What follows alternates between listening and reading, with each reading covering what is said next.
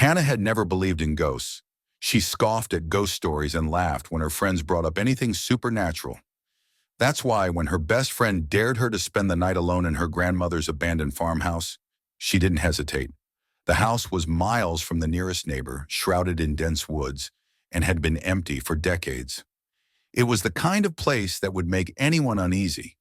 Creaky floorboards, peeling wallpaper, and windows that rattled in the wind. But Hannah wasn't scared. She brought a flashlight, her phone, and a sleeping bag, ready to prove her bravery. The night started uneventfully. She explored the house, brushing cobwebs off furniture and laughing at the way her footsteps echoed. When the sun set, she settled in the living room, the dim beam of her flashlight her only source of light. Around midnight, the first knock came.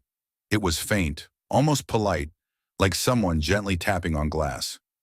Hannah froze, her eyes darting to the nearest window. It was too dark to see anything outside, but the sound had been unmistakable. She laughed nervously, convincing herself it was just a branch in the wind. Then it came again. Louder this time. Knock. Knock. Hannah gripped her flashlight tighter and approached the window.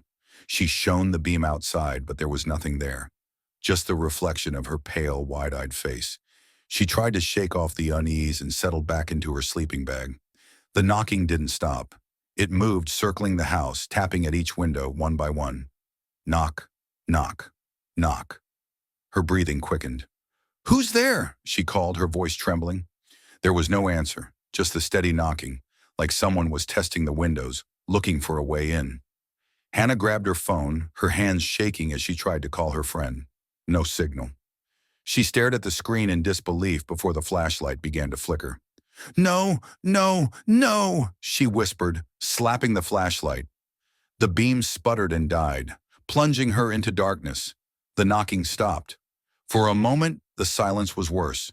Her ears strained for any sound, any movement. Then she heard it, a low, rasping breath coming from just outside the window behind her. Hannah turned slowly, her heart pounding. The moonlight streaming through the window illuminated a shadow. A figure stood just outside, pressed against the glass. It wasn't human.